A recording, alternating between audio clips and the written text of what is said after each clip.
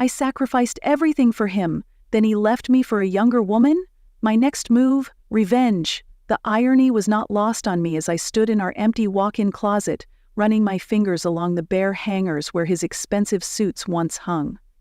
27 years of marriage, dissolved in a 20-minute conversation over dinner at the restaurant where he had proposed nearly 3 decades ago. I should have known something was wrong when David insisted on meeting at Bellini's. He hated Italian food but knew it was my favorite.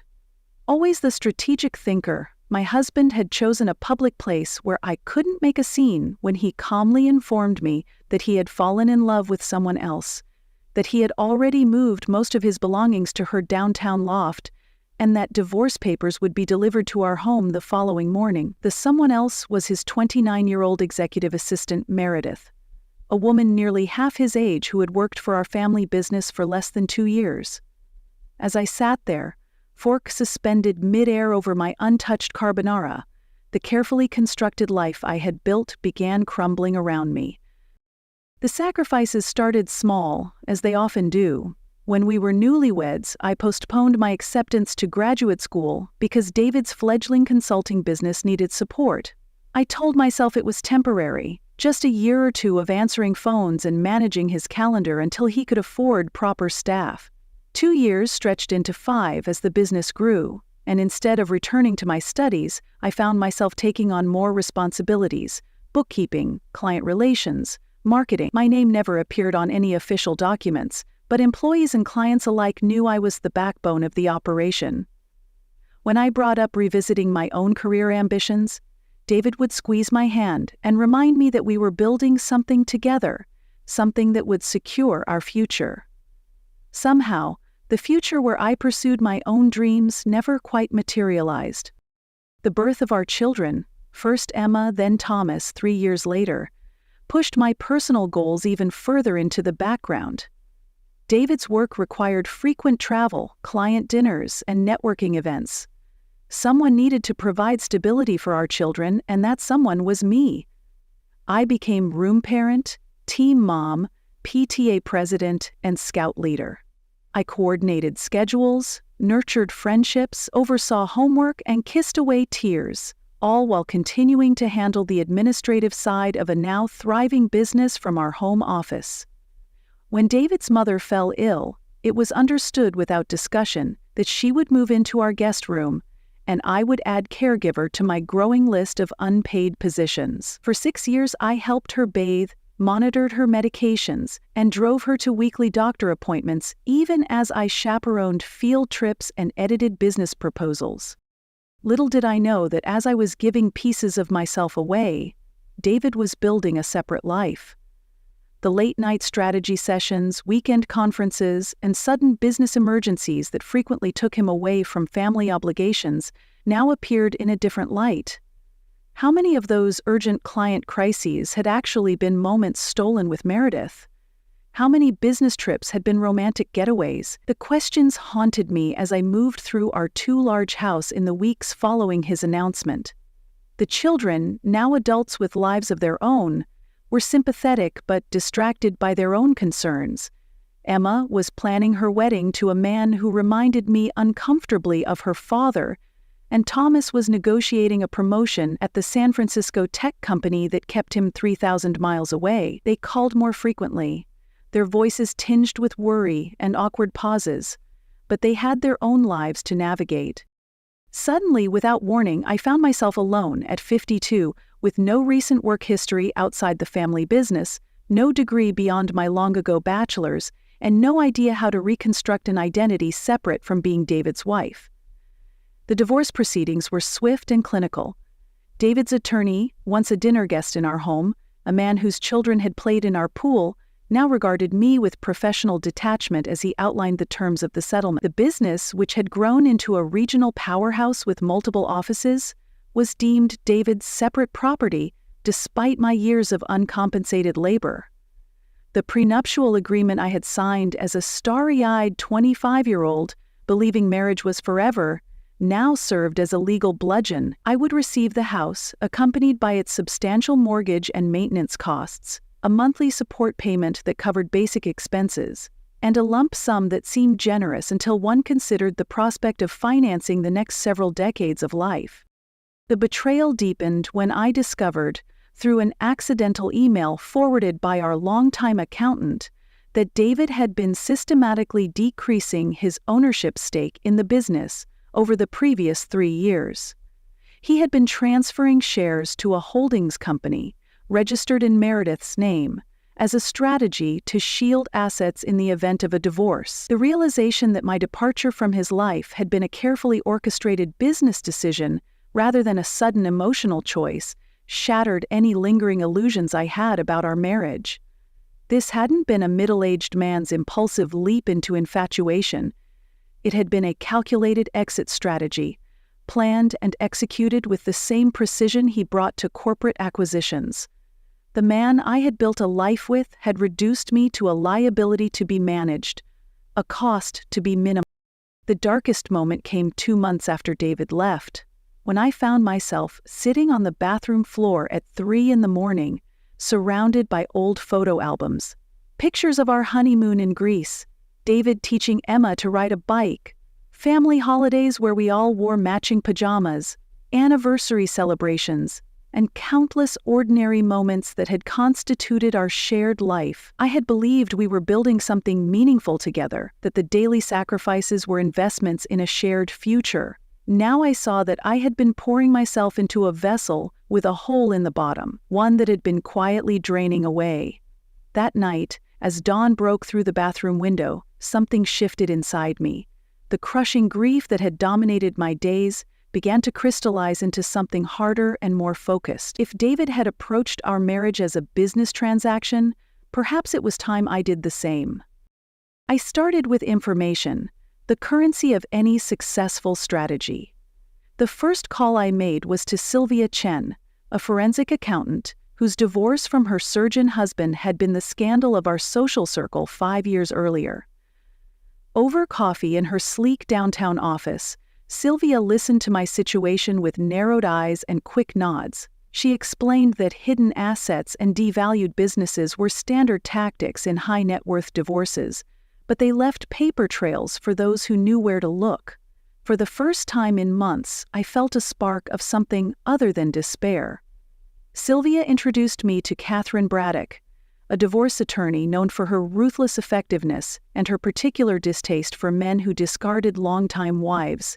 Catherine's retainer was steep, but she accepted my grandmother's vintage diamond bracelet as collateral until we could renegotiate the settlement. Together, we began constructing a different kind of narrative about my contributions to David's success. While Catherine and Sylvia dug through financial records, I embarked on my own intelligence-gathering mission.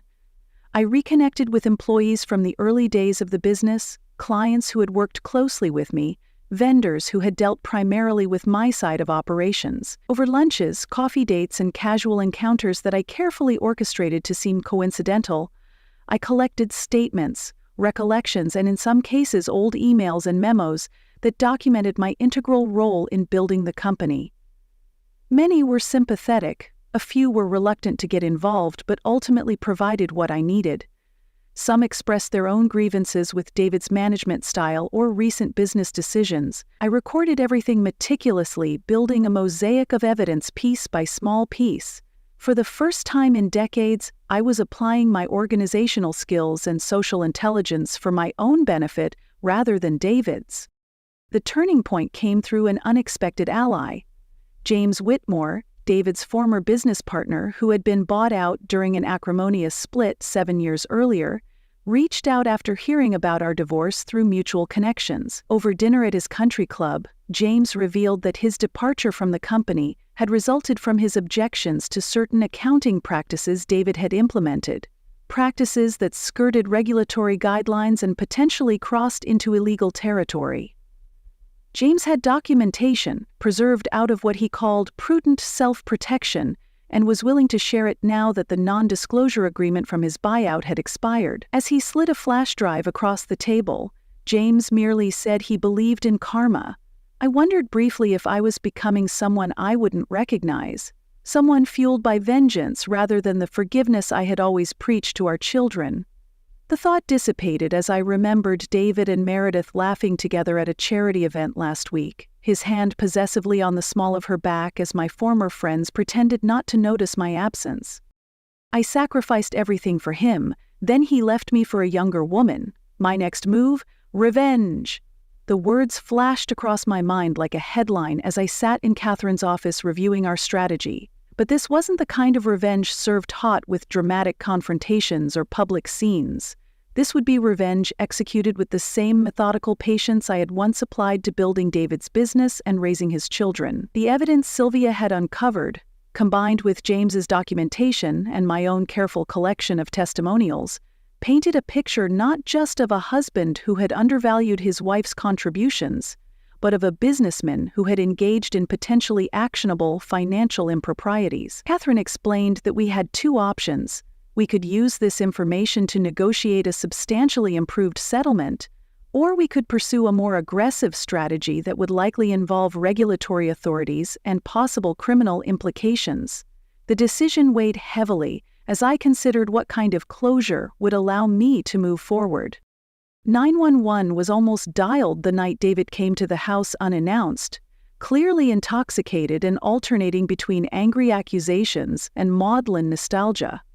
He had received the initial communication from Catherine, outlining in broad terms the evidence we had gathered and suggesting a meeting to discuss mutual interests. His reaction, showing up at my door after midnight, demanding to know what game I was playing, confirmed that our findings had substance. As he paced the kitchen where we had shared thousands of family meals, I remained seated at the island, responding to his increasingly agitated questions with calm, measured responses that revealed nothing of my strategy. For the first time in our relationship, I held information he needed, creating an unfamiliar power dynamic that clearly unnerved him. When he finally left, slamming the door hard enough to rattle the stained glass panel his mother had given us as a housewarming gift, I realized I had passed through fear into something approaching strength. The negotiations that followed were tense but productive. David's attorney, now joined by a specialist in financial compliance issues, sat stony-faced as Catherine methodically outlined the areas of concern we had identified. Without explicitly threatening to involve regulatory agencies, she made it clear that any public litigation would necessarily bring certain documents into the official record. David, uncharacteristically subdued, asked few questions and avoided direct eye contact with me. The resulting settlement was dramatically different from the original offer: a significant ownership stake in the business, with voting rights, retroactive compensation for my years of work classified as consulting fees, and a substantial cash payment that would allow me to pursue the education and opportunities I had deferred. Most importantly, I would retain a seat on the company's board of directors, a position from which I could monitor not only my own interests but ensure the business we had built together maintained the ethical standards it had originally espoused. The foundation I established with part of the settlement funds, supporting women re-entering the workforce after career interruptions for family obligations, became my focus over the next year. I completed a master's degree in nonprofit management, transforming my lived experience into professional expertise. Emma postponed her wedding, taking time to reevaluate her relationship after witnessing the aftermath of her parents' divorce. Thomas moved back to the East Coast, accepting a position that allowed him to visit regularly. I sold the too-large house with its burdensome memories and bought a light-filled condo downtown, walking distance from the university, where I occasionally guest lectured on gender economics and the hidden costs of unpaid domestic labor. David and Meredith relocated to the West Coast after the company's board, influenced by concerns I had raised about certain operational practices, voted to bring in outside management for the headquarters office. They married in a small ceremony that neither of our children attended. Healing arrived in unexpected moments, in the pleasure of making decisions without considering anyone else's preferences, in rediscovering old friendships and forming new ones, in the recognition that appeared in my children's eyes when they saw me building a life defined by my own choices. The woman who had sat shell-shocked in Bellini's 2 years earlier would not recognize me now. Confident, purposeful, unwilling to diminish myself for another's comfort. The most surprising development came in the form of tentative romance with Marcus, a literature professor I met through a book club. Our relationship progressed slowly, both of us carrying lessons from past heartbreaks, both appreciating the wisdom that comes only through living through difficult experiences. When people asked if I regretted the years I had given to a marriage that ended in betrayal, I would consider carefully before answering. Those years had not been wasted. They had produced two remarkable human beings I was privileged to call my children. They had taught me capabilities I never knew I possessed, resilience chief among them.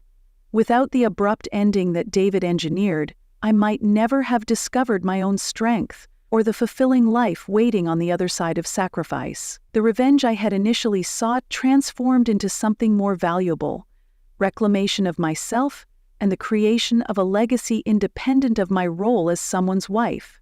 In helping other women navigate similar journeys, I found purpose in pain.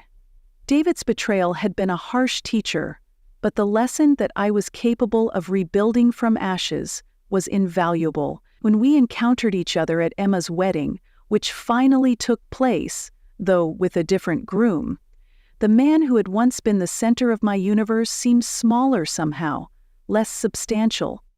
We exchanged polite greetings, and I felt nothing but a distant compassion for someone who would never know the power of transforming betrayal into growth. The IT department at the foundation I now ran became an unexpected source of satisfaction. I had developed a genuine interest in technology over the past few years, prompted initially by necessity as I navigated life without a built-in tech support system, and later by genuine curiosity. Learning to code at 54 had been challenging but exhilarating, and I found myself uniquely positioned to bridge the gap between technical staff and the women we served through our programs. Many of our clients were intimidated by technology, seeing it as yet another arena where they had fallen behind during years focused on family care. I understood their hesitation intimately and could translate technical concepts into accessible language. The digital literacy program I developed became one of our most successful initiatives, equipping women with practical skills that significantly improved their employment prospects. The irony that David had always dismissed my technological aptitude, insisting on explaining basic concepts as if I were a child, was not lost on me as I now confidently led technical strategy meetings.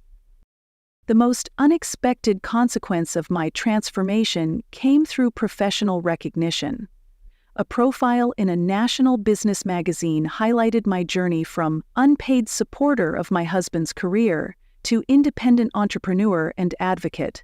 The article, titled "The High Cost of Invisible Labor," sparked a conversation about the economic impact of women's uncompensated contributions to family businesses. I was invited to speak at conferences, consulted on policy initiatives, and eventually appointed to a state commission examining legal protections for spouses in family business contexts. Each opportunity to share my experience helped solidify my understanding that what had felt like a personal failure, the end of my marriage, was actually part of a broader social pattern that needed addressing at a structural level. The woman who had once measured her value through her husband's approval now measured it through her impact on systems that had nearly destroyed her. Without warning, 3 years after our divorce was finalized, David reached out via email. His message was brief, asking if we might meet to discuss family matters. Concerned it might relate to our children, I agreed to coffee at a neutral location. David arrived looking noticeably older, the confident swagger replaced by a hesitant demeanor I didn't recognize. After awkward pleasantries, he revealed that his marriage to Meredith had ended. She had left him for a wealthy client nearly twice her age. The business on the West Coast was struggling without the network and reputation we had built together on the East Coast. Most significantly, he had been diagnosed with a serious health condition and was reevaluating his life choices. As he spoke, I felt a complex mixture of emotions: vindication, compassion, and most surprisingly, indifference. The man sitting across from me seeking some form of absolution or perhaps hoping to rebuild what he had discarded was no longer the central figure in my narrative. His revelation that he regretted his choices came not as the life-changing moment I might once have yearned for, but simply as an unsurprising development in someone else's story. I listened attentively as David spoke of his hopes to reconnect with our children, his recognition of the damage his choices had caused, and his admiration for what I had built in his absence. When he finally fell silent, clearly waiting for some response that would indicate a path forward, I spoke carefully and truthfully. I told him that forgiveness was a gift I had given myself, not something he needed to earn. I explained that while I wished him well in addressing his health challenges and rebuilding relationships with Emma and Thomas, I had completed the necessary work of processing our shared past and moving forward. Any reconciliation with our children would need to be navigated directly with them, without my mediation. As we parted, David embraced me awkwardly, whispering thanks for a kindness he acknowledged he hadn't earned. Walking away, I realized that true revenge had never been about hurting David as he had hurt me. It had been about refusing to allow his choices to define the remainder of my life. The measure of my success wasn't his suffering, but my flourishing. The memoir I published on my 60th birthday, chronicling not just the disillusion of my marriage, but the rebuilding that followed, became an unexpected bestseller. Women from across the country wrote to share similar stories of invisibility, sacrifice, and eventual rebirth. The book tour brought me to cities I had never visited during my married life, as travel had always been arranged around David's business needs rather than my interest. In hotel rooms from Seattle to Miami, I wrote the first draft of a follow-up focused on the financial and legal aspects of starting over at midlife. The working title, The Economics of Starting Over, reflected my belief that practical advice was as important as emotional encouragement for women navigating similar transition. The advance for the second book funded an expansion of the Foundation's scholarship program, enabling more women to pursue educational opportunities that had been deferred during their caretaking years. Emma gave birth to my first grandchild, a daughter named Sophia, on the 5th anniversary of the day David left. Holding that tiny, perfect being in my arms, I experienced a rush of emotion that transcended the complicated family history that had led to this moment. In Sophia's unfocused gaze and perfect fingers, I saw continuation rather than conclusion, proof that life's most painful chapters can give way to unexpected joy. As I rocked her in the hospital room, Emma watched with tired eyes and observed that she hoped to be as strong a mother as I had been. The compliment, delivered without artifice in a moment of raw vulnerability, healed something deep within me that I hadn't realized was still wounded. The strength Emma admired had not developed despite the challenges I had faced, but because of them. In losing what I thought was the foundation of my identity, I had discovered a more authentic version of myself, one capable not just of survival, but of genuine flourishing. Looking back from the vantage point of a decade after David's departure, I recognize now that what felt like an ending was actually a beginning. The woman who sat across from David at Bellini's, trying to comprehend how 27 years of shared life could simply evaporate, could never have imagined the rich and purposeful existence waiting on the other side of grief. The revenge I had briefly contemplated had evolved into something far more satisfying. A life rebuilt on my own terms, relationships based on mutual respect rather than dependency, and work that transformed my personal pain into collective progress. When occasionally asked if I resent the years spent supporting someone else's ambitions, I answer truthfully that those years shaped me as surely as these later ones of independence. The key had been learning to carry forward the wisdom gained without remaining tethered to the hurt that had prompted the lessons. In the end, the most powerful form of revenge against someone who deemed you disposable is to become absolutely essential to yourself.